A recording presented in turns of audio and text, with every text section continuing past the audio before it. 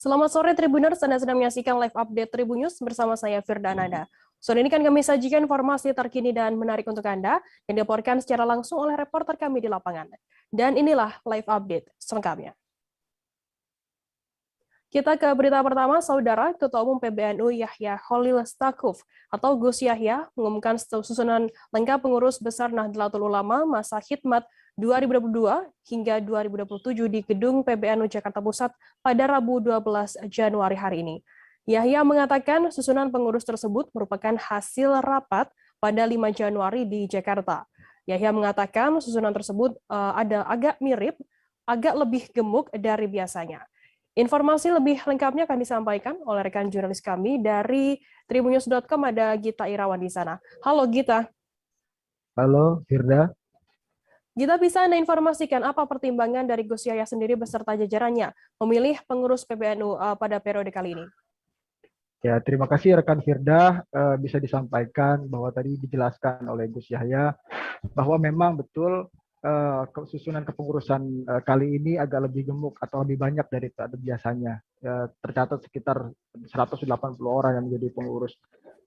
Dari dasar pertimbangannya adalah pertama karena PBNU sendiri ingin meraih konstituen atau merangkul konstituen yang sangat banyak di Indonesia ini gitu. Untuk itu maka diperlukan banyak personil gitu ya untuk menyerap suara aspirasi dari warga NU sendiri. Kemudian terkait dengan susunan kepengurusan kali ini, Gus Yahya mengatakan memang susunan kepengurusan ini mencerminkan realitas multipolar yang ada saat ini, yakni baik dari aspek gender atau kedaerahan atau dari sisi politik sendiri. Demikian, Firda. Gita, apa alasan dipilihnya sejumlah politisi masuk dalam pengurusan PBNU pada periode kali ini? Ya, tadi dijelaskan juga oleh Ketua Umum PBNU Gus Yahya bahwa tercatat memang ada beberapa politisi yang masuk ke dalam susunan kepengurusan, misalnya Nusron Wahid dari Golkar, kemudian ada Maming dari PDIP, kemudian ada Gus Falah juga dari PDIP masuk ke dalam pengurusan.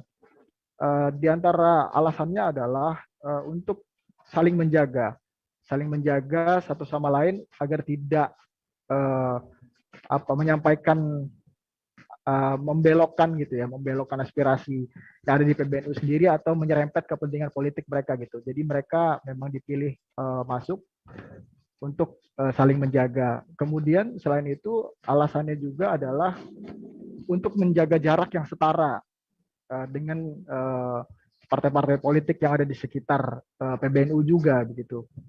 Demikian, Firda. Gita, baru pertama kali ini dalam sejarah berdirinya PBNU begitu, perempuan masuk dalam jajaran pengurus harian begitu. Apa alasannya dipilihnya perempuan masuk dalam kepengurusan kali ini? Ya, tercatat memang selama 96 tahun Masehi atau 99 tahun kalender Hijriah, kepengurusan perempuan, tokoh-tokoh perempuan masuk ke dalam pengurusan PBNU kali ini. Mereka diantaranya ada Khofifah Indar Parawansa, ada Alisa Wahid, kemudian ada Sinta Nuriyah Wahid juga masuk ke dalam pengurusan. Nah, salah satu alasan yang dikemukakan tadi adalah bahwa semakin mendesaknya kebutuhan untuk menyerap gitu ya, atau perlunya tokoh-tokoh perempuan itu menyelesaikan persoalan-persoalan besar di sekitar perempuan, khususnya di bidang keperempuanan yang saat ini juga menjadi fokus gitu ya, yang menjadi kepentingan dari PBNU sendiri gitu. Demikian. Apa komitmen yang disampaikan oleh Gus Yahya sendiri terkait kepengurusan PBNU di bawah kepemimpinannya pada saat ini? Ya, tadi Gus Yahya menyampaikan komitmen yang cukup berani, yakni untuk menegaskan atau menunjukkan transparansi dari sisi tata kelola keuangan PBNU. Ya, mengharuskan bahwa kepengurusan kali ini bisa melaporkan keuangan PBNU secara berkala ke publik, sehingga semua masyarakat bisa mengakses. Semua masyarakat bisa mengetahui seperti apa tata kelola keuangan PBNU, asalnya dari mana, lalu untuk apa, sehingga bisa diketahui juga ke depannya arah dari PBNU sendiri seperti apa. Demikian, Firda. Baik, terima kasih rekan jurnalis dari tribunnews.com Gita Irawan atas laporan Anda. Selamat bertugas kembali. Terima kasih, Firda. Kita beralih ke informasi selanjutnya, Saudara. Pengadilan Negeri Jakarta Timur kembali menggelar sidang lanjutan dugaan perkara terorisme atas terdakwa Munarman Rabu 12 Januari. Adapun dalam sidang hari ini, Majelis Hakim PN Jakarta Timur membacakan putusan sela atau atas eksepsi atau nota keberatan dari kubu Munarman terhadap dakwaan jaksa penuntut umum. Informasi lebih lengkapnya akan disampaikan oleh rekan jurnalis kami dari tribunnews.com, ada Rizky Sandi Saputra di sana. Halo Rizky. Halo Firda dan juga Tribuners. Rizky, bisa Anda informasikan terkait jalannya persidangan hari ini? Bisa dijelaskan secara detail? Ya, jadi Firda dan juga Tribuners, terima kasih atas waktunya. Bisa disampaikan bahwa pada hari ini Rabu 12 Januari maksud saya, 12 Januari 2022, Pengadilan Negeri Jakarta Timur kembali menggelar sidang lanjutan atas terdakwa Munarman yang merupakan ex-sekretaris umum Front Pembela Islam atas dugaan tindak pidana terorisme. Di mana pada sidang hari ini tadi Majelis Hakim membuka persidangan sekitar pukul 9 pagi begitu dengan agenda keputusan hakim atau yang biasa disebut putusan sela atas eksepsi dari kubu Munarman. Di mana tadi terdakwa Munarman dihadirkan langsung seperti pada sidang sebelumnya, dihadirkan langsung dalam persidangan dan juga didampingi oleh kuasa hukum dan hadir pula tadi jajaran jaksa penuntut umum dan juga majelis hakim begitu. Sebagai informasi Firda, ini merupakan sidang perdana di tahun 2022 setelah sebelumnya sidang ini harus diliburkan terlebih dahulu karena adanya perayaan atau peringatan Hari Raya Natal dan Tahun Baru kemarin begitu di tanggal 26 Desember terakhir sidang.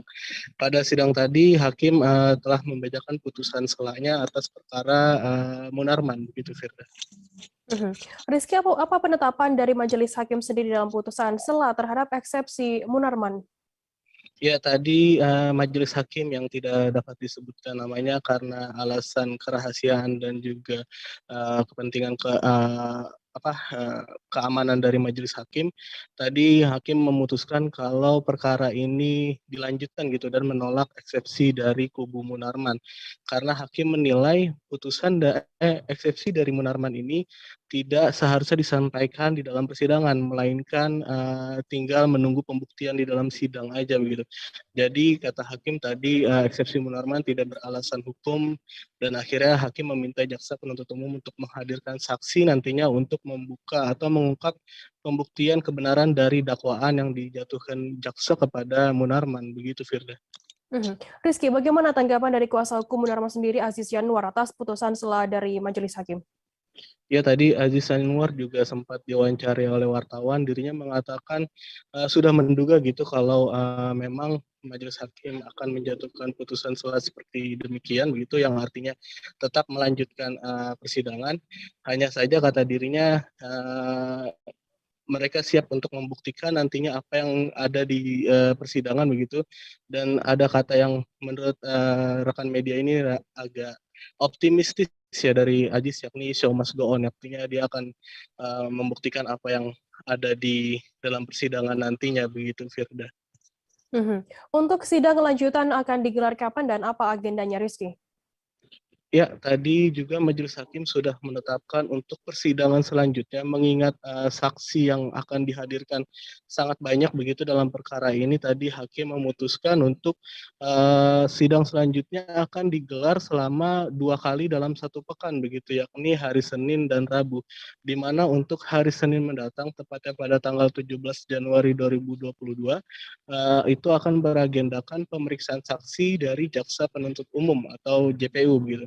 Setidaknya ada 5 orang saksi yang akan dihadirkan, hanya saja tadi jaksa penuntut umum tidak membeberkan siapa saja identitasnya, siapa saja namanya. Hanya saja tadi pas dikonfirmasi secara terpisah, kuasa hukum dari Munarman, Aziz Yanuar, mengatakan kalau pihaknya sudah menerima BAP atau berita acara pemeriksaan dari para saksi tersebut.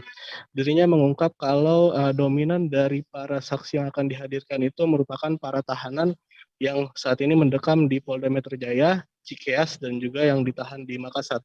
Mereka ini merupakan para saksi yang juga diduga turut terlibat dalam aksi tindak terorisme Munarman, begitu Firda. Baik, terima kasih rekan jurnalis dari tribunnews.com Rizky Sandi Saputra atas laporan Anda. Dan tadi Tribuners Rizky juga sudah menghimpun keterangan dari kuasa hukum Munarman, Aziz Yanwar. Berikut liputannya untuk Anda.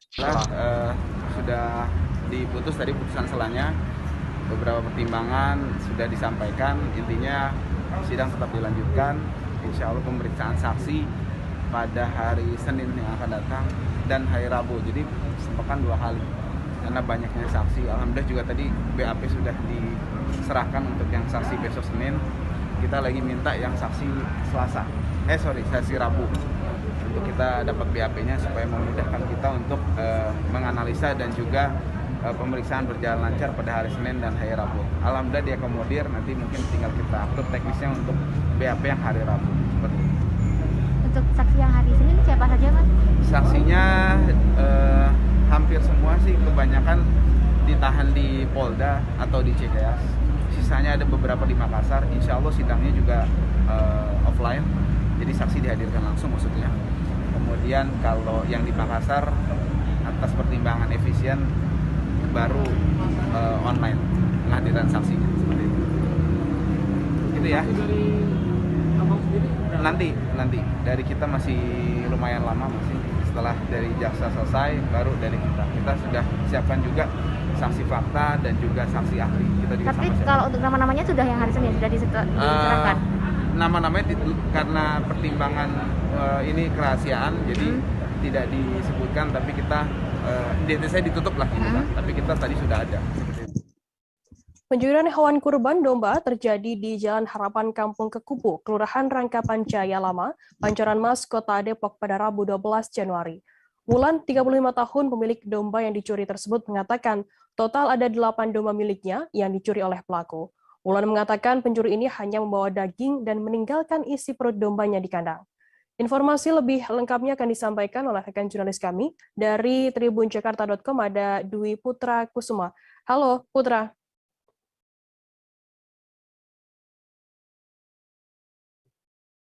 Halo, rekan Putra.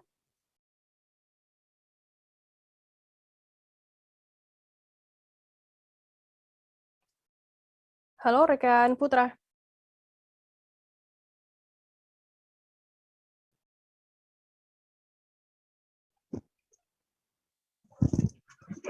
Ya, halo Firda, bisa saya jelaskan bahwa kronologi pencurian 8 ekor domba yang mana isi perutnya di dalam kandang oleh si pencuri ini terjadi di Jalan Harapan, kawasan Rangkapan Jaya Lama, Kampung Kekupu, Kecamatan Pancoran Mas, Kota Depok pada Selasa tanggal 11 Januari 2022 kemarin. Bisa saya jelaskan bahwa pencurian ini baru diketahui oleh sang pemilik atas nama Syahrul dan istrinya Wulan pada pagi hari. Saat itu Syahrul sedang hendak memberi makan hewan ternaknya dan mendapati bahwa jumlah hewan ternaknya berkurang.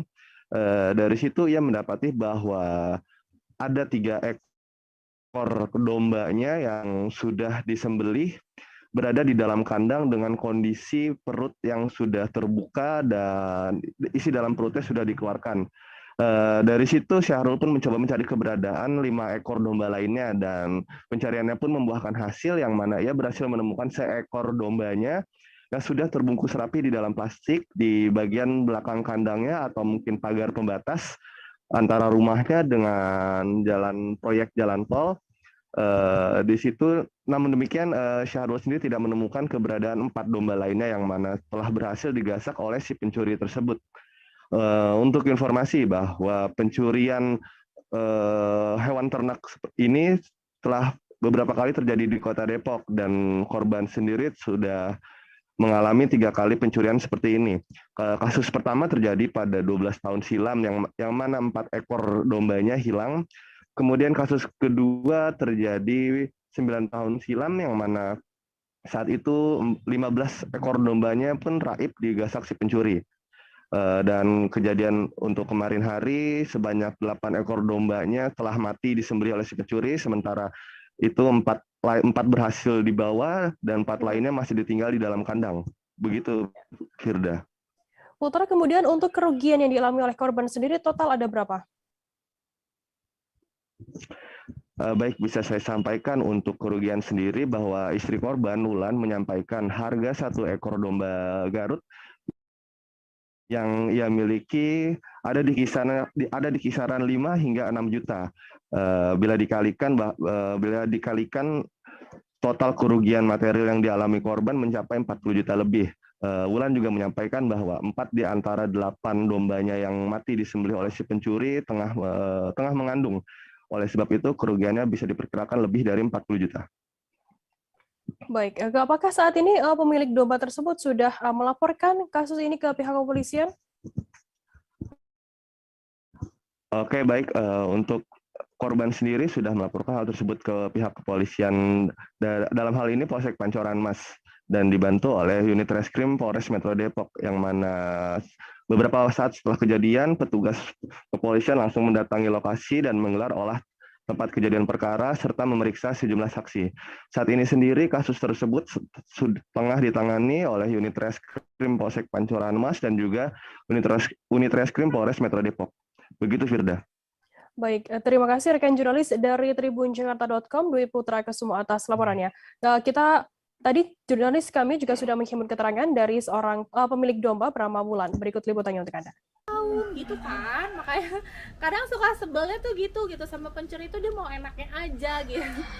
Sedangkan kita dari kecil kita kasih makan biar besar, dijual biar kupak gitu ya, biar cukup umur gitu kan. Dari Jakarta kita beralih ke Sumatera Barat, Saudara. Puluhan murid Sekolah Dasar Negeri 29 Gunung Sarik di Kota Padang, Sumatera Barat diduga mengalami keracunan makanan pada saat jajan di luar pagar sekolah. Para murid, orang tua, dan warga sekitar harus dilarikan ke rumah sakit untuk mendapatkan perawatan dari pihak medis.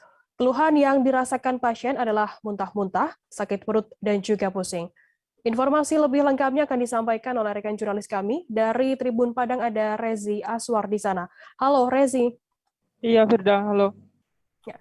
Rezi, bisa Anda informasikan ada berapa banyak total korban dan bagaimana untuk kronologi kabar adanya keracunan massal ini? Iya, ini terjadi di Sekolah Dasar Negeri 29 Gunung Sari ya, di Jalan Lolo Gunung Sari, tepatnya di Kecamatan Kuranji, Kota Padang, Sumatera Barat, di mana peristiwa ini terjadi pada Selasa, tepatnya tanggal 11 Januari 2022, di mana pada pagi hari para murid ini sebelumnya jajan atau belanja di luar pagar sekolah, membeli makanan berupa bakso bakar. Dan sekitar pukul 9 lewat 30 waktu Indonesia bagian Barat, di mana ada beberapa murid mengalami muntah tiba-tiba dan juga sakit perut dan pusing.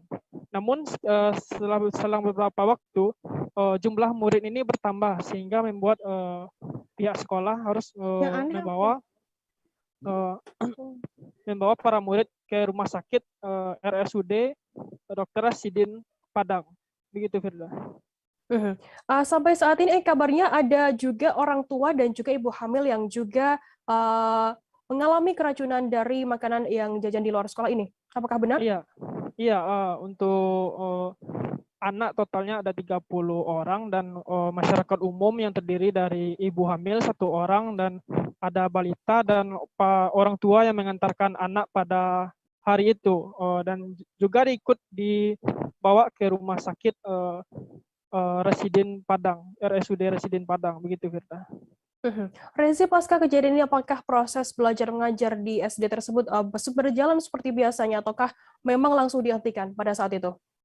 Iya, untuk proses belajar mengajar di SD Negeri 29 Lolo Gunung Sari pada hari ini berdasarkan pantauan kami Tribun Padang masih buka atau proses belajar tatap muka tetap berjalan sesuai pada hari biasanya. Namun beberapa siswa yang sebelumnya mengalami muntah-muntah, pusing dan sakit perut, ada beberapa yang masih libur untuk beristirahat, begitu Firda. Apa antisipasi yang dilakukan oleh pihak sekolah sendiri agar kejadian ini tidak terulang kembali, Rezi? Iya, agar tidak terulang kembali, pihak sekolah pada hari ini meniadakan di mana sebenarnya ada 2 shift sekolah ada itu shift pagi dan shift siang. Namun pihak sekolah meniadakan shift siang, jadi hanya shift pagi saja. Sedangkan shift siang yang harusnya ada sekarang dipindahkan untuk hari besok. Dan selain itu masyarakat yang datang mengantarkan anaknya, setelah diantarkan pihak sekolah menutup pagar sehingga anak-anak murid ini tidak keluar untuk jajan atau membeli makanan di luar sekolah. Begitu, Firda. Oke, kemudian terkait dugaan sementara penyebab adanya para murid ini muntah-muntah, bagaimana tanggapannya dari pihak kepolisian sendiri? Iya, dikarenakan kemarin ada anak-anak yang muntah, sakit perut dan pusing, sehingga di rumah sakit memerlukan oksigen dan infus, sehingga pihak sekolah dan kepolisian mendatangi lokasi, dan yaitu polisi mengamankan beberapa sampel makanan dari bakso yang diduga dari bakso bakar yang dijual oleh pedagang yang ada di luar sekolah. Namun sampai hari ini sampel bakso tersebut masih diperiksa oleh Balai Besar BPOM Padang, dan hingga hari ini petugas atau pedagang dari yang menjual bakso ini masih melakukan wajib lapor di Polsek Kuranji karena perkara ini ditangani oleh pihak kepolisian dari Polsek Kuranji. Begitu, Firda. Baik, terima kasih rekan jurnalis dari Tribun Padang, Rezi Aswar atas laporannya. Tadi jurnalis kami juga sudah menghimpun keterangan Tribuners dari Kabid Pelayanan Medis dan Keperawatan RSUD Dr. Rasidin Padang, Sri Kurniayati, dan juga Wakil Kepala Sekolah SDN 29 Gunung Sari, Afrizal. Berikut liputannya untuk Anda. Sekolah. Ini untuk mengantisipasi apa yang kita lakukan? Kita meningkatkan kewaspadaan supaya orang jualan. Hari ini memang tidak ada satupun yang datang. Nanti pagarnya ditutup, Teguh. Oh, ditutup. Ini anak-anak rata-rata sudah bawa bekal, Teguh. Ya, sekarang sudah bawa bekal, semua ada rumah, dan satu pun kita kan masih 50%. Iya. Nanti supaya ada yang jam 10 yang datang sip jam 10, kita meliburkan dulu yang datang siang. Oh, yang diliburkan datang siang, tidak datang pagi aja dulu. Jadi gantian yang datang siang. Orang itu karena keracunan makanan dari SD 29. Oke. Ini dugaannya dari mana sumbernya?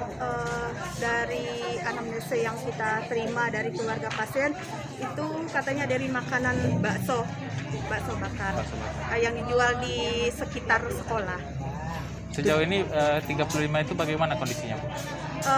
Yang untuk yang 35 yang kondisinya memakai oksigen itu ada 11 anak, kemudian yang kurang lebih 11 sudah pulang, alhamdulillah kondisinya sudah bagus. Itu kondisinya kebanyakan mengeluh apa, Bu? Keluhannya kebanyakan muntah dan sakit perut. Pusing juga? Iya. Sampelnya sudah kita ambil dari muntahan anak-anak, kemudian kita koordinasi dengan Puskesmas Kuranji, sudah dibawa ke Balai POM untuk diperiksa. Ya, sampel muntahan. Makanannya bagaimana? Makanannya mungkin dari Puskesmas Kuranji yang akan ambil ke sekolah. Bu, 35 itu murid semua tuh? Yang dipulangkan sampai dengan saat ini baru 11 orang. Jadi yang anak sekolah itu sebanyak 30 anak, yang 5 orang itu orang tua dan 1 ibu hamil, kebetulan tinggal di sekeliling sekolah. Tribuners, sesaja kami akan kembali di informasi menarik lainnya, tetaplah di Live Update. Oke, apa kabar Bang Ariski di sini untuk strateginya? Kalau saya sendiri di Jumit 37 ini yang semalam baru mulai, saya udah pasti. Sebenarnya aku nggak ngerasa itu penangkapan atau penggerbegan atau apapun itu, karena gini loh, posisinya aku kriteria. Jadi kita mengenal disebut dengan stroke yang tidak berdarah dengan stroke yang berdarah. Stroke yang tidak berdarah itu biasanya ditandai dengan adanya penyumbatan. Kalau itu terjadi di sini mungkin pikirnya tidak ke situ kali ya, tapi kalau di Korea atau di Kamboja itu ada beberapa paper yang saya itu Mas, ya, dulunya tukang koran. Oh gitu ya. Tukang koran. Ya, saya baca itu, Pak. Tuh kan pernah baca kan? Ya. Jadi kalau saya jadi pangdam itu udah bersyukur banget. Si anak ini dijadikan sebagai tersangka begitu. Ya, kalau ini kita bicara yang di luar kasus Bongombo ya. Dengan nama hujan shower. di mana terdapat batas jelas antara daerah hujan dan tidak hujan yang biasanya terjadi pada fase awal mature stage atau tahap berbahaya dewasa. itu Kang. Jadi mulai artinya terjadinya perlembekan. Nah itu untuk penetrasi akan sulit. Gitu ya. Dok, saya ini menurut saya memang tidak mudah, bukan urusan tanah diambil. Kalau misalnya Amerika Serikat sekarang, Rasulullah mengatakan dalam sebuah hadis bahwa berpuasa di 6 hari Syawal itu. Oke, apa kabar Bang Ariski di sini untuk strateginya? Kalau saya sendiri di Game Week 37 ini yang semalam baru mulai, Apa yang saya dirasakan udah Kak Fernita? Sebenarnya aku nggak ngerasa itu penangkapan atau penggerebegan atau apapun itu, karena gini loh, posisinya aku Kriteria. Jadi kita mengenal disebut dengan stroke yang tidak berdarah dengan stroke yang berdarah. Stroke yang tidak berdarah itu biasanya ditandai dengan adanya penyumbatan. Kalau itu terjadi di sini mungkin pikirnya tidak ke situ kali ya, tapi kalau di Korea atau di Kamboja itu ada beberapa paper yang Saya itu Mas, dulunya tukang koran.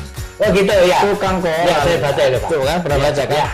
Jadi kalau saya jadi pangdam itu udah bersyukur banget. Si anak ini dijadikan sebagai tersangka begitu. Ya, kalau ini kita bicara yang di luar kasus Bongombo ya. Dikenal dengan nama hujan shower, di mana terdapat batas jelas antara daerah hujan dan tidak hujan yang biasanya terjadi pada fase awal mature stage atau tahap berbahaya dewasa. itu Kang.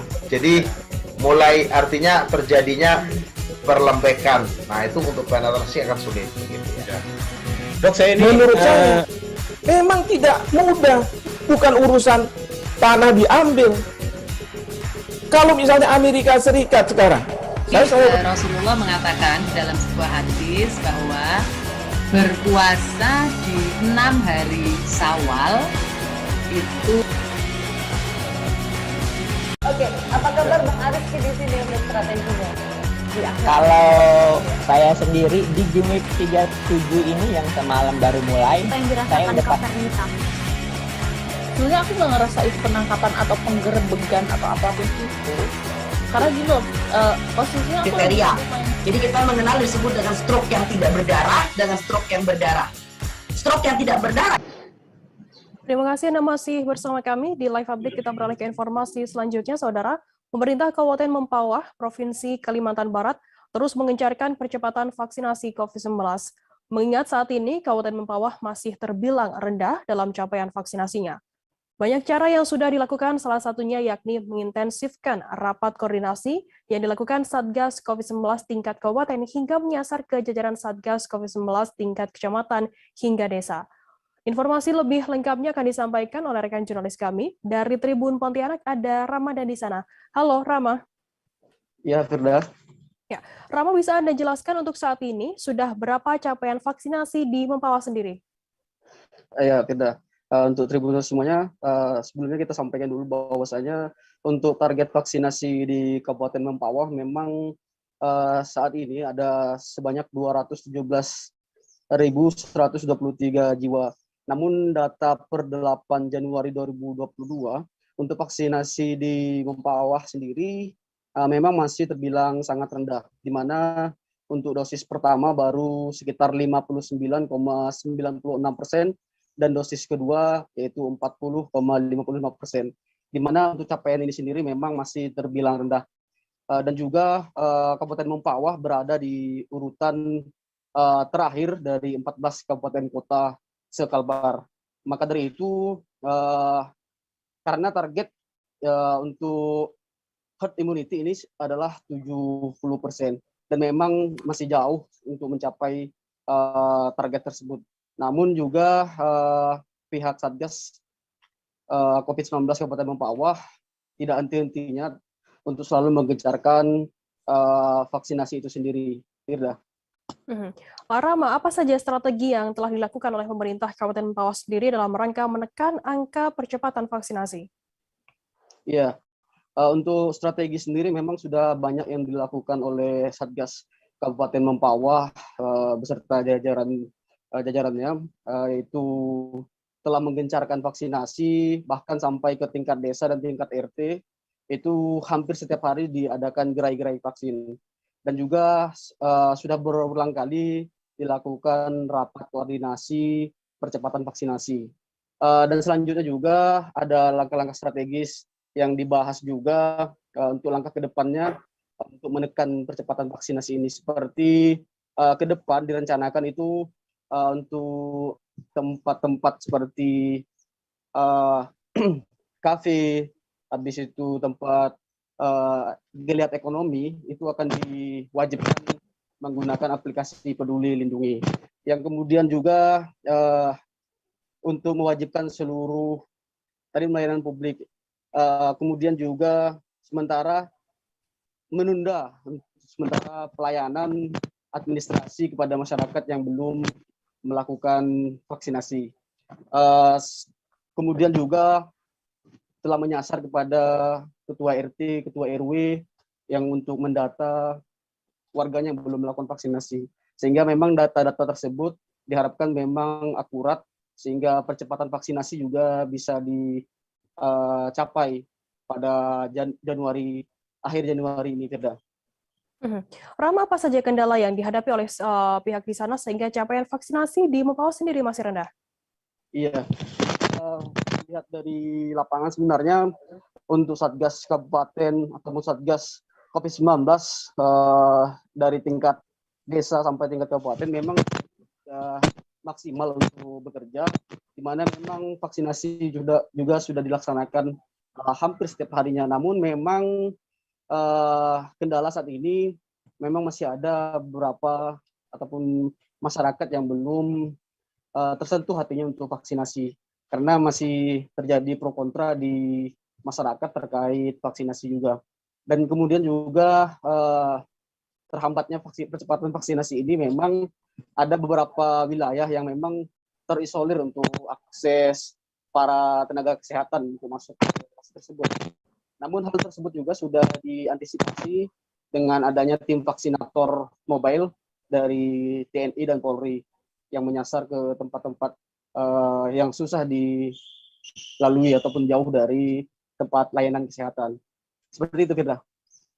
Baik, terima kasih rekan jurnalis dari Tribun Pontianak Ramadhani atas laporan Anda. Dan tadi Tribuners Rama juga sudah menghimpun keterangan dari Kapolres Mempawah AKBP Fauzan Sukmawansyah.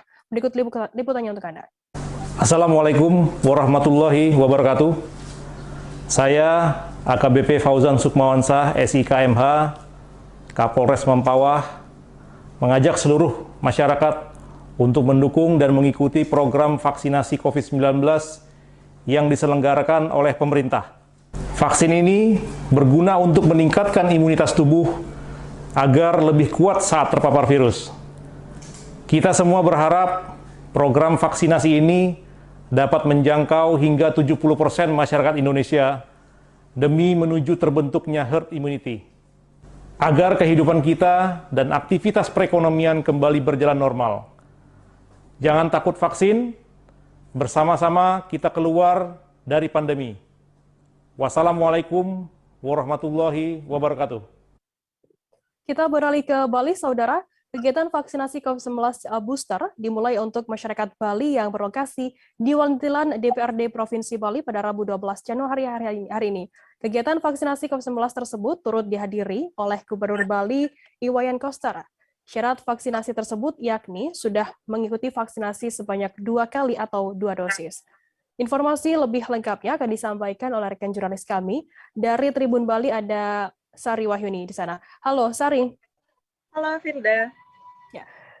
Sari, bisa Anda informasikan untuk sasaran vaksinasi booster kali ini siapa saja? Baik, kali ini pemerintah Provinsi Bali telah membuka kegiatan vaksinasi COVID-19 booster yang menyasar masyarakat Bali, dan sebelumnya informasinya jika vaksin booster ini akan berbayar, kini pemerintah telah mengatakan bahwa vaksinasi booster ini tidak berbayar untuk masyarakat alias gratis. Nah, jadi untuk masyarakat luas yang akan mendapatkan vaksin harus berusia di atas 18 tahun, Firda.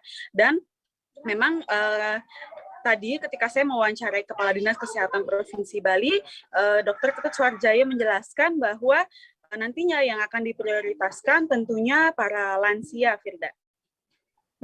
Sari, vaksin jenis apa saja yang disediakan untuk vaksinasi booster kali ini? Ya, kali ini pemerintah Provinsi Bali telah mempersiapkan 4 jenis vaksin untuk kegiatan vaksinasi COVID-19 booster.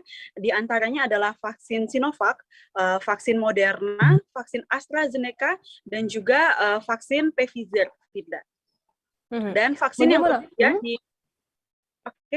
vaksin yang tersedia di gudang farmasi Provinsi Bali saat ini jumlahnya 280.000 dosis dan memang sasarannya 3,4 juta penduduk Bali, Firda.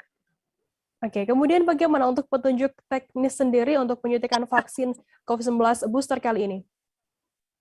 Ya, jadi bagi masyarakat luas yang ingin melakukan penyuntikan vaksinasi COVID-19 jenis booster ini bisa datang langsung ke fasilitas kesehatan yang ada di Bali seperti rumah sakit, puskesmas, atau wantilan DPRD Provinsi Bali tadi, Firda. Dan memang harus yang sudah berusia di atas 18 tahun. Selain itu juga tidak memiliki riwayat penyakit, maksud saya dalam kondisi sedang sehat. Selain itu juga sudah mengikuti vaksinasi 2 kali, setidaknya lewat dari waktu 6 bulan lebih, Firda. Baik, terima kasih rekan jurnalis dari Tribun Bali, Sari Wahyuni atas laporannya. Tadi jurnalis kami juga sudah menghimpun keterangan Tribuners dari Gubernur Bali, Iwayan Koster. Berikut liputannya untuk Anda. Ini sesuai arahan Bapak Presiden, tanggal 12 Januari mulai dicanangkan vaksinasi booster, sebagaimana arahan Bapak Presiden kemarin sore, dan tentu saya di Provinsi Bali langsung merespon yang difasilitasi oleh Bapak Kabinda, Mas Bambang yang mulai koordinasi kemarin malam. Jadi bisa menyiapkan hari ini dengan cepat, saya kira itu luar biasa. Jadi perlu apresiasi terhadap Kepala BIN Provinsi Bali, Mas Bambang. Tepuk tangan untuk Mas Bambang. Untuk Provinsi Bali sendiri seperti apa, Pak? Ya? Untuk vaksin booster. Kenapa? Untuk Provinsi Bali vaksin booster seperti apa nanti? Semua yang memenuhi syarat akan divaksin. Dan di Bali sudah 2 kali vaksinnya sudah mencapai 91% dan jaraknya juga sudah ada yang 6 bulan. Jadi nanti yang memenuhi syarat itu akan divaksin semua secara gratis. Lalu tempatnya di sini aja, Pak? Enggak, nanti dibuka semua kabupaten kota seperti biasa. Target tercapai berapa bulan? Makin cepat makin baik. Pak, jatah untuk vaksin booster di Bali sendiri berapa sampai, Pak? Ya kalau melihat jumlahnya 3,4 juta. Jalan tol Serang-Panimbang sudah hampir 2 bulan beroperasi sejak diresmikan oleh Presiden Joko Widodo pada Selasa 16 November lalu. Walaupun sudah 2 bulan beroperasi, aktivitas lalu lintas di tol Serang-Panimbang tampak sepi.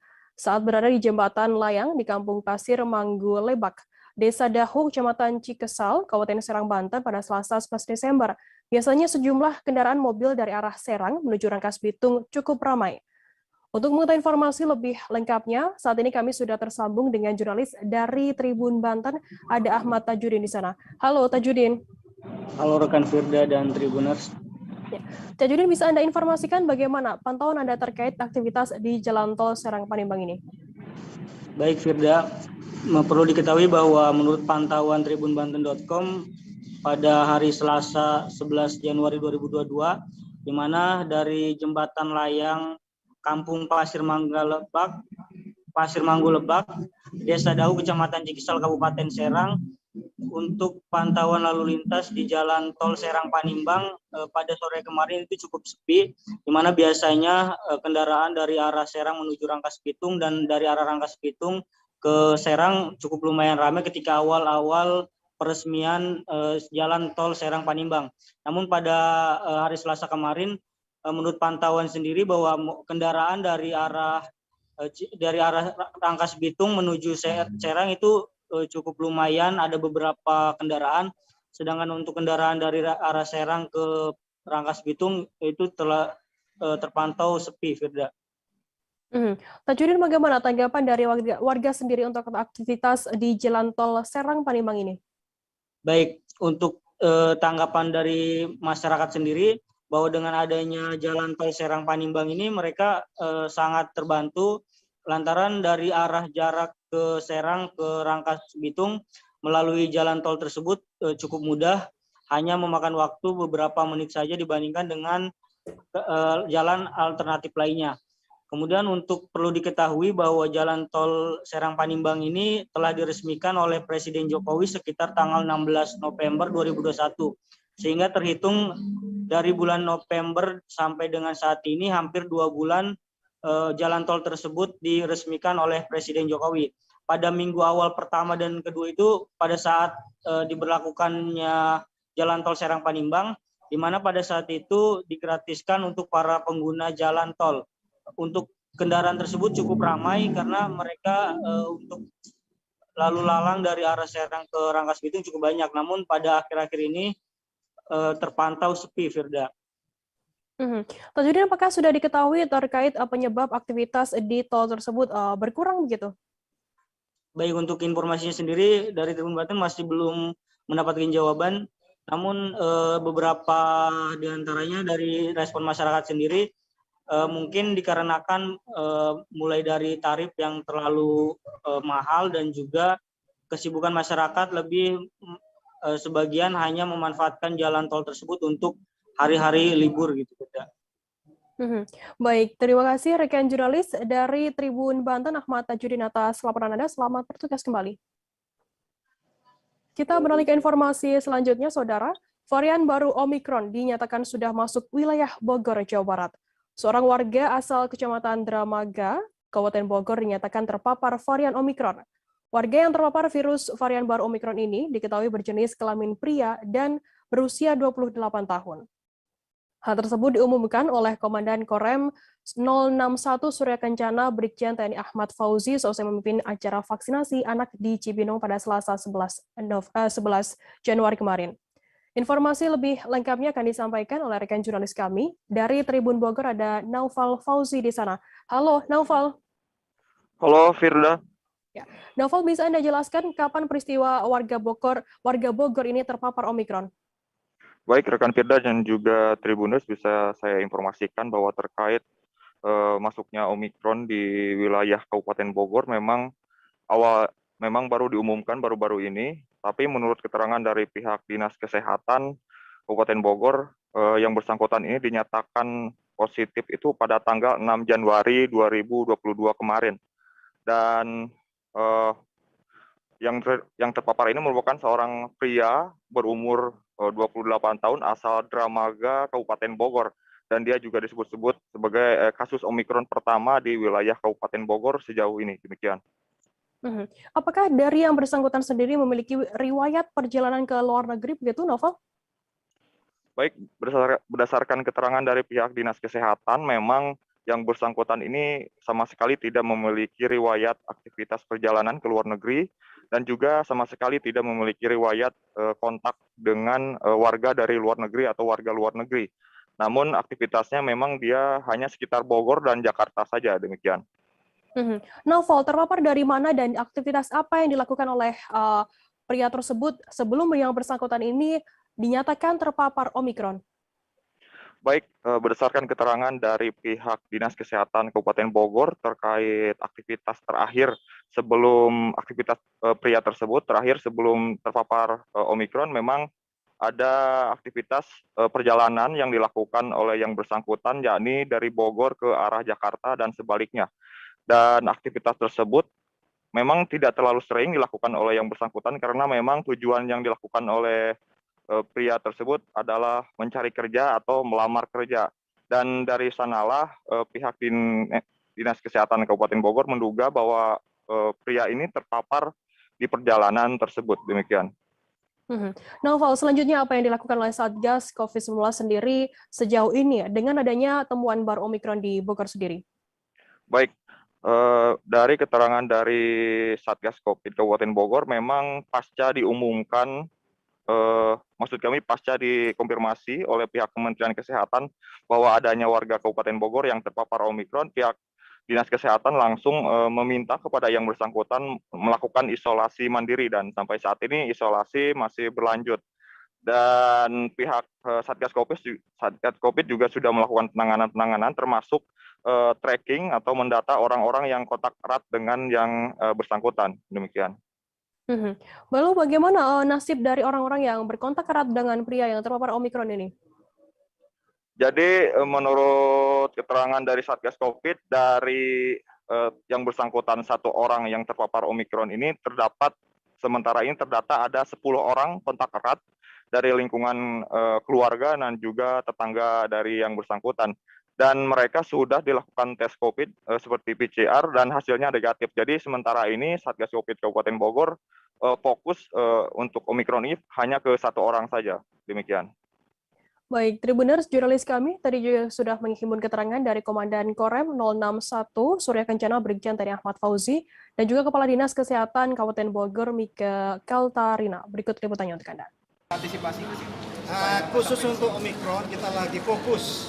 Yang jelas bisa kami sampaikan bahwa khusus Kabupaten Bogor dari 5 wilayah Korem kita, khusus Kabupaten Bogor memang kita ada 1 yang kena di Dramaga. Kemudian dari hasil pengecekan 10 orang yang kontak erat itu dinyatakan negatif, sehingga kami ini fokus untuk 1 orang tadi. Kita anukan di di Puskesmas Dramaga, Purwasari Dramaga. Artinya hanya 1 orang. Yang jelas 10 orang itu semua sudah aman semua. Kita fokus ya, kita berharap tidak ada lagi penyebaran.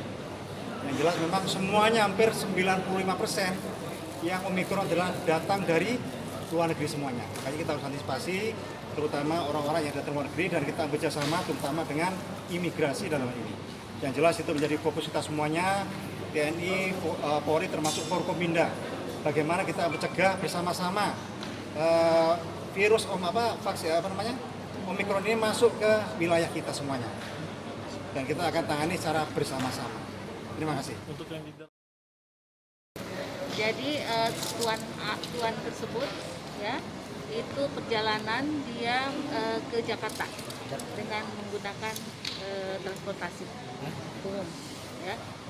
Jadi mungkin dia lokal ya, jadi ke Jakarta lalu dia pulang.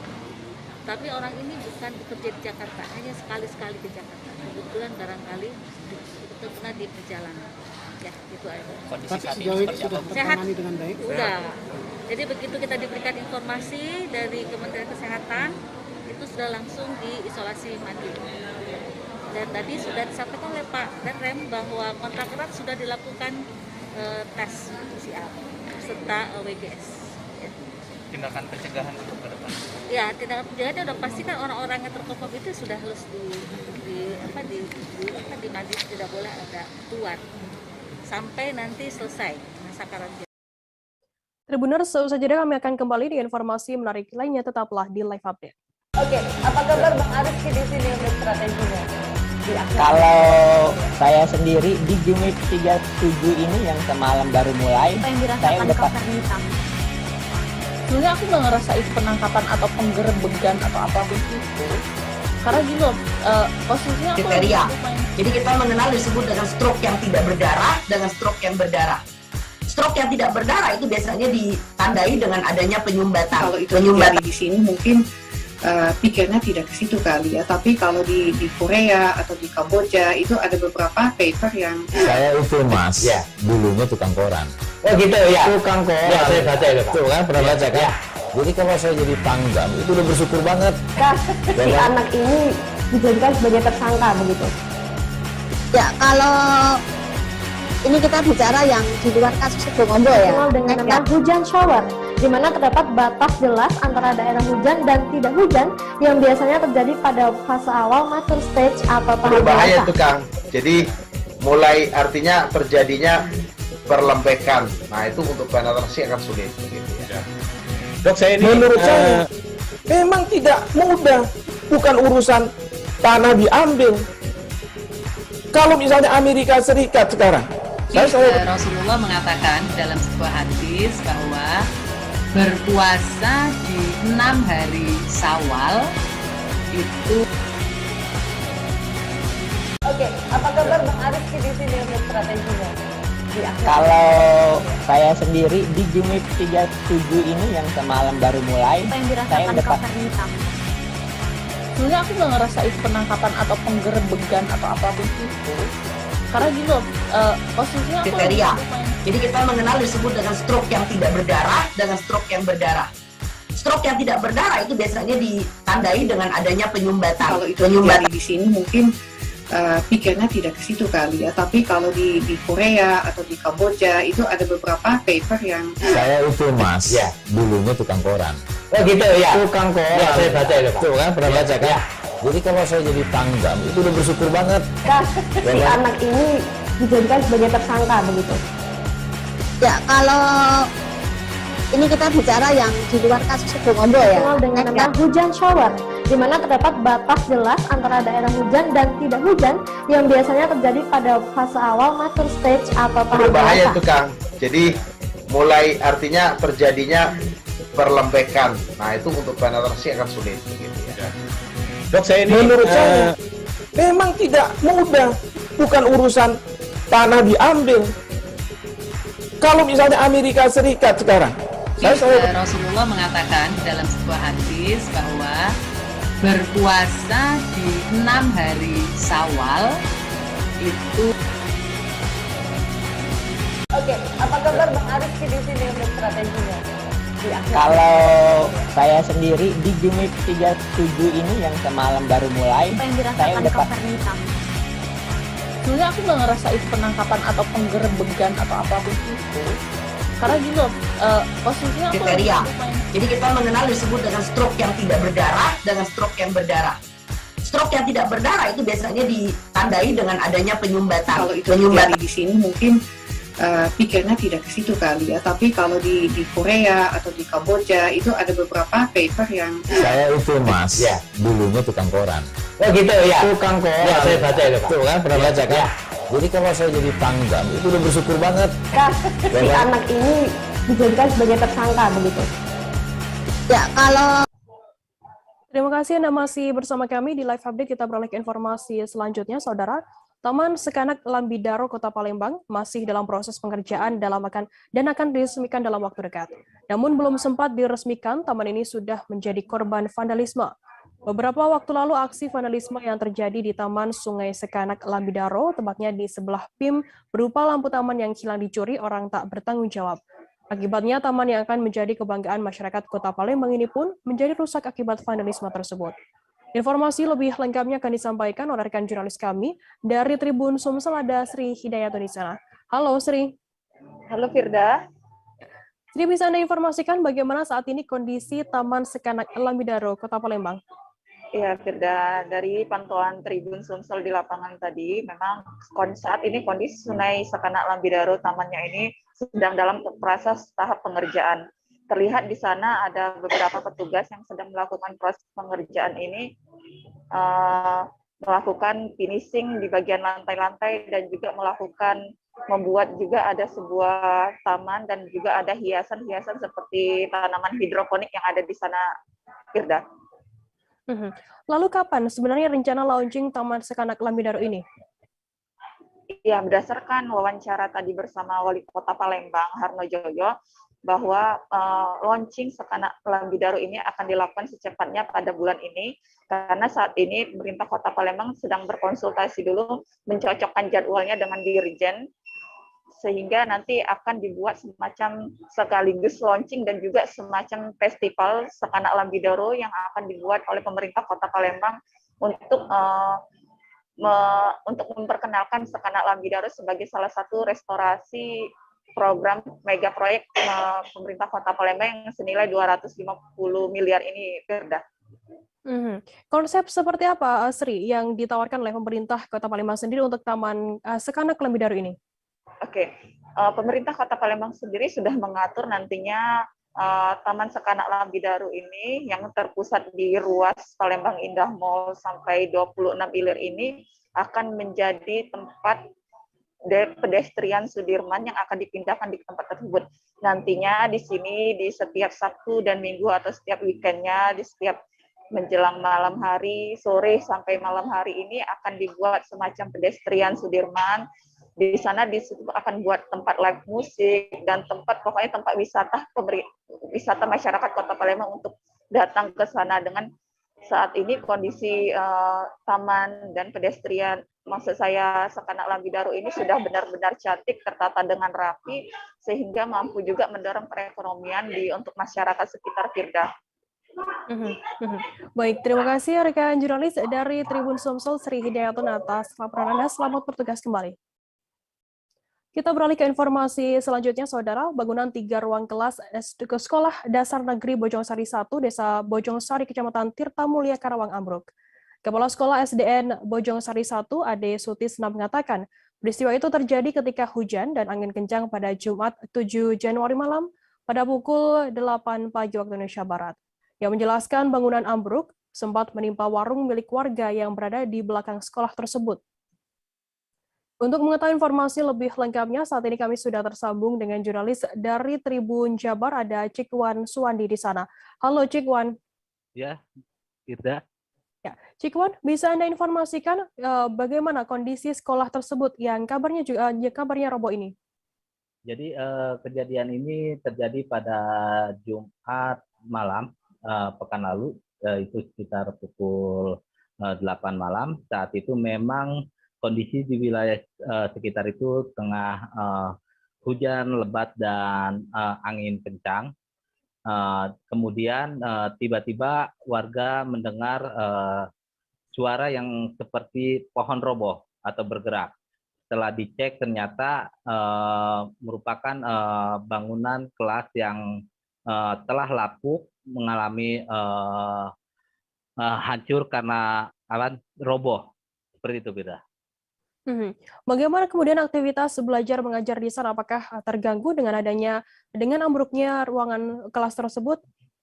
Jadi sejauh ini karena hanya sekitar 278 murid yang berada di sekolah tersebut, sejauh ini tidak mengganggu aktivitas sekolah dasar tersebut, dan karena sekolah tersebut masih memiliki 7 kelas lainnya yang bisa digunakan untuk proses belajar mengajar. Baik, bagaimana kemudian tanggapan dari Dinas Pendidikan sendiri dengan ambruknya SDN ini? Jadi Firda, sekolah ini rencananya memang bangunan tersebut akan diperbaiki pada tahun 2022 ini oleh Dinas Pendidikan. Akan tetapi karena kondisinya yang sudah rusak, karena bangunan ini dibangun pada tahun 2000 dan kondisinya sudah lapuk, itu terlanjur roboh terlebih dahulu, sehingga pemerintah berencana akan menganggarkan ulang untuk pembangunan ulang bangunan tersebut dengan anggaran dari APBD perubahan dan anggaran CSR yang akan dicarikan oleh Dinas Pendidikan. Baik, terima kasih rekan jurnalis dari Tribun Jabar, Cikwan Suwandi atas laporan Anda. Selamat bertugas kembali. Kita beralih ke informasi selanjutnya, Saudara. Tahun 2022, Kepala Dinas Pekerjaan Umum dan Penataan Ruang Bulungan Khairul telah merancang membenahi sejumlah ruas jalan rusak termasuk sheet pilih tembok tepian Sungai Kayan, termasuk perbaikan jalan longsor di Salim Batu dan Tengkapak. Tepian Sungai Kayan akan dipasang sheet pilih atau dinding penahan tanah, dan Khairul menyebut saat ini sudah dilakukan observasi. Informasi lebih lengkapnya akan disampaikan oleh rekan jurnalis kami dari Tribun Kaltara, ada Georgie Santana Silalahi. Halo George. Ya, halo Firda, selamat sore. Ya, George, bisa Anda informasikan, bisa dijelaskan tentang rencana perbaikan sheet pilih oleh PUPR ini? Baik, terima kasih. Selamat sore Tribuners. Mengenai perbaikan sheet pilih ini atau dinding penahan tanah yang ada di pinggir Sungai Kayan yang mulai longsor dan akibat abrasi, kemudian ada perbaikan beberapa ruas jalan yang mulai berlubang di Kecamatan Tanjung Selor. Kepala Dinas PUPR Khairul menjanjikan perbaikan bertahap di tahun 2022 ini, yang dimana beberapa titik ini merupakan titik-titik yang rawan sekali untuk terjadinya kerusakan fatal, yang dimana juga dia sudah lakukan observasi untuk perbaikan beberapa material bahan ini hingga sampai ke Jakarta, yang dimana yang nantinya baik perbaikan sepil ataupun perbaikan jalan itu bisa menggunakan batu brojong atau beton, atau sebaliknya seperti semenisasi yang diperkirakan itu bisa dilakukan secara bertahap. Firda. Daerah mana saja yang menjadi target PUPR untuk perbaikan dinding penahan tanah ini, Georgie? Baik, menurut keterangan dari Pak Khairul, Kepala Dinas PUPR, yaitu perbaikan jalan longsor yang sangat parah yang ada di Kabupaten Bulungan ini tercatat di Jalan Salim Batu, Tengkapak, kemudian yang terutama adalah perbaikan sandfill di tepian Sungai Kayan akan dilakukan secara bertahap di perkiraan pertengahan bulan Februari maupun pertengahan tahun. Yang ia harapkan ini beberapa ruas jalan rusak atau longsor ini bisa teratasi sebelum menjelang musim hujan, yang dimana juga sudah mulai menjerumus terus di Kabupaten Bulungan, dan ia ingin ini menjadi bukan masalah pihak Dinas PUPR, tetapi bisa juga dilakukan kerjasama dengan instansi ataupun masyarakat setempat untuk tidak terlalu membuat pembangunan di sekitar sungai aliran Kayan maupun melakukan kegiatan pembangunan atau melakukan jalur-jalur yang sudah mungkin rawan terjadinya berlubang maupun mulai terkikis aspalnya. Firda. Georgie, berapa total anggaran yang dikeluarkan untuk perbaikan dari dinding penahan tanah yang ada di Kaltara ini? Baik, Firda, terima kasih.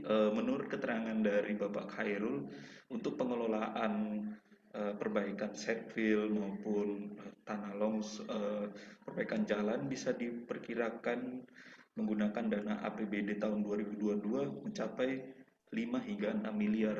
Menurutnya, kalau sandfill yang ada di beberapa kecamatan ini sudah diperbaiki, yaitu contohnya di Kelurahan Desa Lebong itu sudah dilakukan mencapai berkisar 5 miliar. Ini yang akan dia memaksimalkan dengan anggaran yang mungkin bisa dibilang terbatas untuk kepada Dinas PUPR.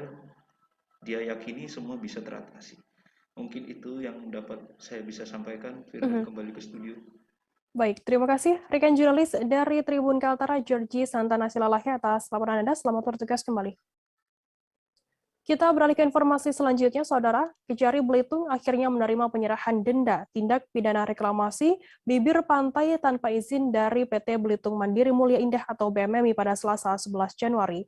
PT BMMI yang diwakili kuasa hukumnya, Rahmaniar, menyerahkan sisa pembayaran denda Rp550 juta dari total Rp1.050 miliar.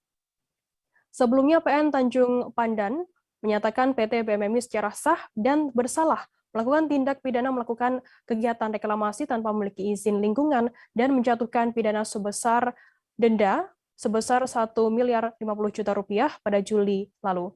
Informasi lebih lengkapnya akan disampaikan oleh rekan jurnalis kami dari Pos Belitung, ada Dede Suhendar di sana. Halo Dede. Halo Firda. Ya, Dede bisa Anda informasikan apa yang dilakukan oleh PT BMMI ini sehingga dinyatakan bersalah oleh PN Tanjung Pandan? Ya, baik Firda, untuk kasus PT BMMI ini bermula dari temuan Kementerian Lingkungan Hidup dan Kehutanan Republik Indonesia yang mendapati aktivitas reklamasi yang diduga tanpa izin, tepatnya di belakang Hotel Bahamas yang dimiliki oleh manajemen PT BMMI sendiri. Kasus ini kemudian ditindaklanjuti oleh KLHK yang kemudian menyerahkan tersangka dan barang bukti kepada Kejaksaan Negeri Belitung dan kemudian berlanjut prosesnya ke tahap pengadilan. Pada Juli 2021 kemarin, pengadilan menyatakan PT BMMI ini bersalah melakukan kegiatan reklamasi di bibir pantai tanpa memiliki izin dengan pidana denda sebesar Rp1.050 juta. Dede, semenjak putusan pengadilan ini, apa upaya dari Kejari Belitung sendiri untuk mengeksekusi putusan tersebut?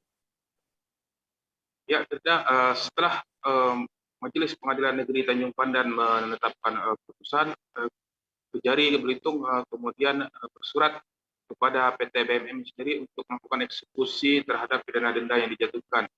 Berdasarkan informasi, Kejari Belitung telah melayangkan surat sebanyak 3 kali kepada PT BMMI sendiri untuk melunasi pidana denda yang dijatuhkan oleh Pengadilan Tanjung Pandan. Kemudian dibalas oleh PT BMMI yang meminta kebijaksanaan untuk mencicil pembayaran denda yang ditetapkan oleh Pengadilan Negeri Tanjung Pandan. Apa kendala dari PT BMM sendiri sehingga harus membayar denda secara dicicil? Ya, PT BMM sendiri semenjak pandemi COVID-19 melanda Kabupaten Belitung, memang beberapa hotel di Belitung ini terdampak dengan tidak beroperasi selama beberapa bulan. Akibatnya PT BMM sendiri yang bergerak di sektor perhotelan mengalami kendala di sektor ekonomi. Akhirnya mereka kesulitan untuk membayar denda yang ditetapkan oleh Majelis Pengadilan Negeri Tanjung Pandan. Namun akhirnya denda tersebut bisa dilunasi secara cicil. Yang pertama pada tanggal 7 Desember 2021 lalu sebesar 500 juta dan sisanya dibayar pada kemarin itu kisaran 550 juta rupiah. Demikian. Baik, terima kasih rekan jurnalis dari Pos Belitung, Dede Suhender atas laporan Anda. Selamat bertugas kembali. Tribuners, setelah jeda kami akan kembali dengan informasi menarik lainnya, tetaplah di Live Update. Oke, apa kabar Bang Aris di sini untuk strateginya? Kalau saya sendiri di Jumit 37 ini yang semalam baru mulai, saya udah pasti. Sebenarnya aku nggak ngerasa itu penangkapan atau penggerebekan atau apapun itu. Karena gini loh, posisinya aku kriteria. Jadi kita mengenal disebut dengan stroke yang tidak berdarah dengan stroke yang berdarah. Stroke yang tidak berdarah itu biasanya ditandai dengan adanya penyumbatan. Kalau itu terjadi di sini mungkin pikirnya tidak ke situ kali ya. Tapi kalau di Korea atau di Kamboja itu ada beberapa paper yang saya itu Mas, ya dulunya tukang koran. Oh gitu ya. Tukang koran. Ya, saya baca itu Pak. Tuh kan pernah baca kan? Ya. Jadi kalau saya jadi pangdam itu udah bersyukur banget. Si anak ini dijadikan sebagai tersangka begitu. Ya, kalau ini kita bicara yang di luar kasus Sebongombo ya. Dengan nama hujan shower, di mana terdapat batas jelas antara daerah hujan dan tidak hujan yang biasanya terjadi pada fase awal mature stage atau tahap berbahaya dewasa. itu Kang. Jadi mulai artinya terjadinya perlembekan. Nah itu untuk penetrasi akan sulit. Gitu ya. Dok, saya ini menurut saya memang tidak mudah, bukan urusan tanah diambil. Kalau misalnya Amerika Serikat sekarang, Rasulullah mengatakan dalam sebuah hadis bahwa berpuasa di 6 hari Syawal itu. Oke, apa kabar Bang Aris di sini untuk strateginya? Kalau saya sendiri di Jumit 37 ini yang semalam baru mulai, saya udah pasti. Sebenarnya aku nggak ngerasa itu penangkapan atau penggerebekan atau apapun itu. Karena gini loh, posisinya aku kriteria. Jadi kita mengenal disebut dengan stroke yang tidak berdarah dengan stroke yang berdarah. Stroke yang tidak berdarah itu biasanya ditandai dengan adanya penyumbatan. Kalau itu terjadi di sini mungkin pikirnya tidak ke situ kali ya. Tapi kalau di Korea atau di Kamboja itu ada beberapa paper yang saya itu Mas, ya dulunya tukang koran. Oh gitu ya. Tukang koran. Ya, saya baca itu Pak. Tuh kan pernah baca kan? Ya. Jadi kalau saya jadi pangdam itu udah bersyukur banget. Si anak ini dijadikan sebagai tersangka begitu. Ya, kalau ini kita bicara yang di luar kasus Sebongombo ya. Dengan nama hujan shower, di mana terdapat batas jelas antara daerah hujan dan tidak hujan yang biasanya terjadi pada fase awal mature stage atau tahap berbahaya dewasa. itu Kang. Jadi mulai artinya terjadinya perlembekan. Nah itu untuk penetrasi akan sulit. Gitu ya. Dok, saya ini menurut saya memang tidak mudah, bukan urusan tanah diambil. Kalau misalnya Amerika Serikat sekarang, Rasulullah mengatakan dalam sebuah hadis bahwa berpuasa di 6 hari Syawal itu. Oke, apa kabar Bang Aris di sini untuk strateginya? Kalau saya sendiri di Jumit 37 ini. Terima kasih Anda masih bersama kami di Live Update. Kita beralih ke informasi selanjutnya, Saudara. Pacuan kuda berlokasi di Balai Penelitian Kelapa dan Palma, Kelurahan Paniki, Kecamatan Mapanget, Kota Manado kini tak lagi digunakan. Bahkan saat ini beralih fungsi menjadi tempat ikat ternak sapi maksud kami. Rumput-rumput di sekitarnya banyak yang sudah tinggi. Pacuan kuda ini bersampingan dengan karpet biru yang menjadi salah satu tempat wisata yang populer tahun 2015 lalu. Informasi lebih lengkapnya akan disampaikan oleh rekan jurnalis kami dari Tribun Manado ada Fistel Mukuan di sana. Halo, Fistel. Ya, halo rekan Firda. Ya, Fistel, bisa Anda informasikan bagaimana pantauan di lokasi yang kabarnya pacuan kuda ini sudah tidak digunakan lagi? Ya, dari hasil pantauan kami memang pacuan kuda ini sudah tidak digunakan lagi menurut penjaga semenjak pandemi ada di Kota Manado. Ya, seperti kami ketahui pandemi COVID-19 ada di Kota Manado pada 15 Maret tahun 2020. Jadi kurang lebih hampir tidak lama lagi akan 2 tahun di Kota Manado. Nah, selama pandemi ini memang menurut penjaga pacuan kuda ini tidak lagi digunakan karena mengikuti sesuai aturan pemerintah. Dan dari hasil pantauan kami memang untuk lokasi pacuan kuda memang rumputnya belum terlalu tinggi karena menurut penjaga meskipun tidak digunakan rumputnya terus dipotong. Akan tetapi di bagian kiri dan kanan pacuan kuda ini rumputnya memang sudah tinggi. Bahkan baik di lokasi pacuan kuda maupun di pinggir pacuan kuda ini menjadi salah satu tempat ikat ternak sapi oleh masyarakat. Karena memang di lokasi tersebut sangat banyak rumputnya sehingga menjadi tempat ikat sapi oleh masyarakat yang berada di sekitar. Demikian, Firda. Bagaimana kemudian, apakah di sana kabarnya ada karpet biru yang juga merupakan tempat wisata di Manado sendiri? Apakah juga masih dikunjungi oleh masyarakat? Ya, memang untuk karpet biru ini tahun 2015 menjadi salah satu tempat wisata populer oleh masyarakat Sulawesi Utara yang berkunjung ke sana. Namun saat ini tidak lagi sepopuler tahun 2015, namun menurut penjaga di lokasi tersebut memang masih cukup ramai dikunjungi oleh masyarakat yang berolahraga, baik di sore hari maupun di pagi hari. Apalagi jika weekend antara Sabtu dan Minggu memang cukup ramai pengunjung yang masuk ke sana. Demikian, Firda. Baik, terima kasih rekan jurnalis dari Tribun Manado Fistel Mukuan atas laporannya. Tadi Tribuners, jurnalis kami juga sudah menghimpun keterangan dari Yohanes Palingkahu. Berikut liputannya untuk Anda.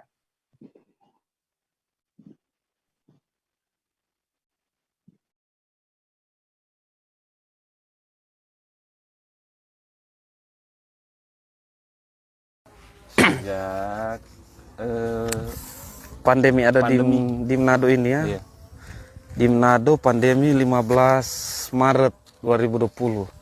Tapi sebelumnya ada pertandingan-pertandingan. Ada. Kira-kira pertandingan-pertandingan apa yang dilaksanakan di sini? Lari, lomba lari. Maksud pertandingan tadi kalau saya tidak salah dengar ada dari Piala Panglima atau apa? Oh iya. Ada piala-piala apa saja di sini? Piala Kapolri dulu. Di sini ya. Untuk pacuan ini ya, iya. Lomba lari kuda kan, kuda. Iya. Oh iya.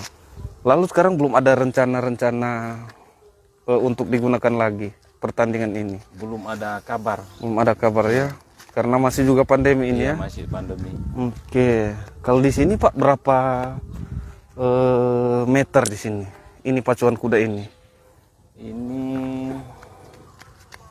putaran ini sampai di sini ulang 2.600 meter. Jadi 2 kilo 600 ya meter. 600. Di sini ada kelas-kelasnya enggak untuk pertandingan pacuan kuda ini? Ada kelas-kelasnya. Kelas-kelasnya seperti apa ini? Ada yang kelas pemula.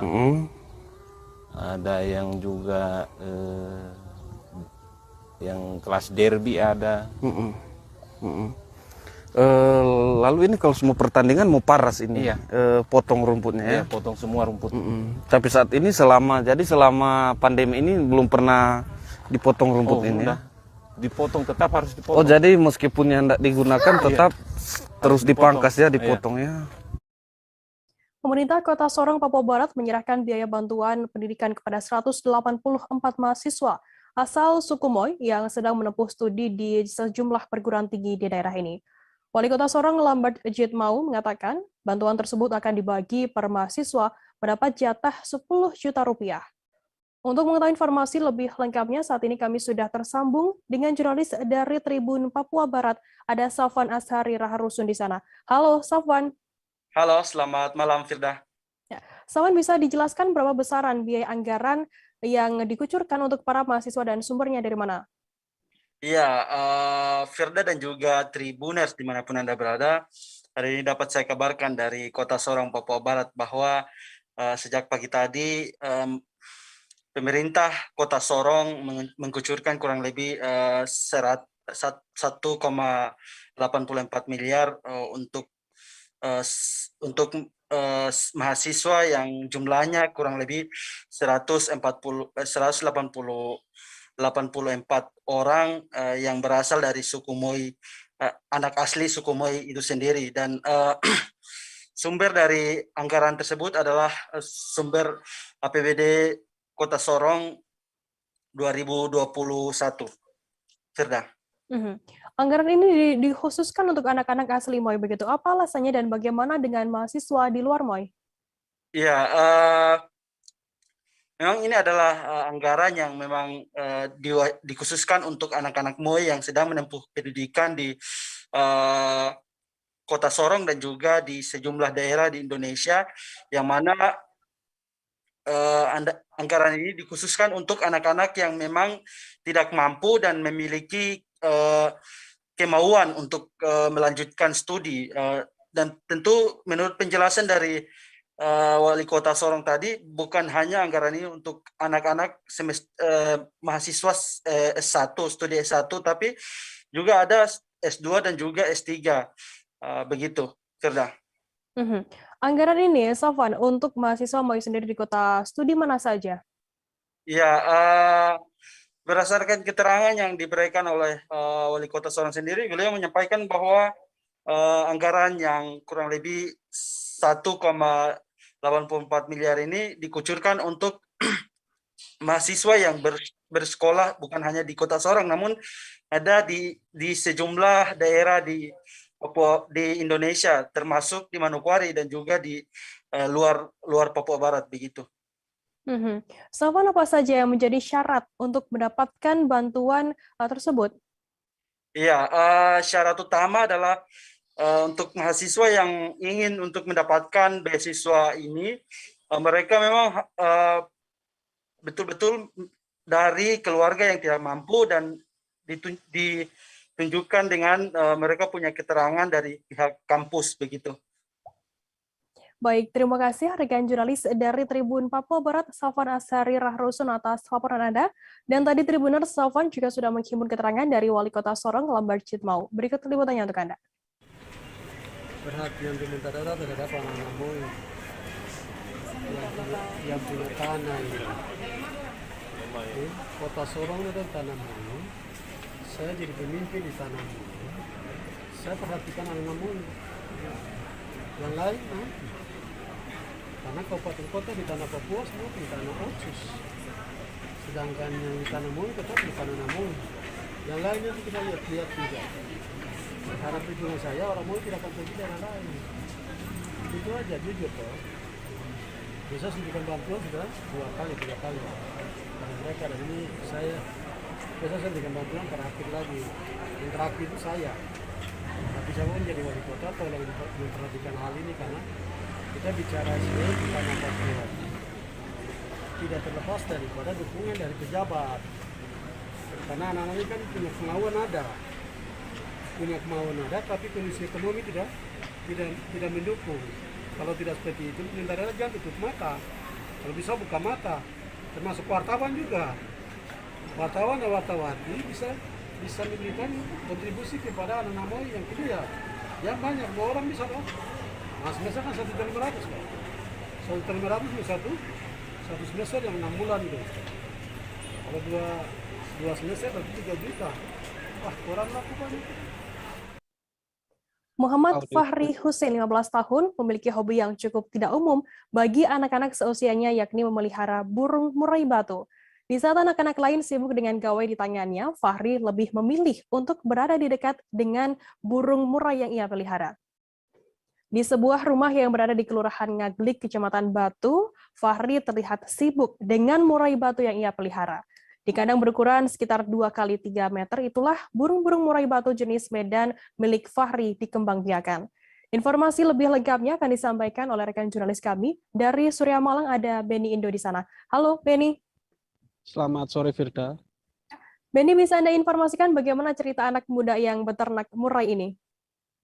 Ya, saya laporkan langsung dari Kota Batu bahwa ada memang seorang anak muda yang punya geliat cukup teman sebayanya, yaitu beternak murai. Ketika teman-teman sebenarnya sibuk dengan gawai di tanahnya masing-masing, Fahri yang masih berusia 15 tahun ini lebih memilih sibuk untuk beternak murai.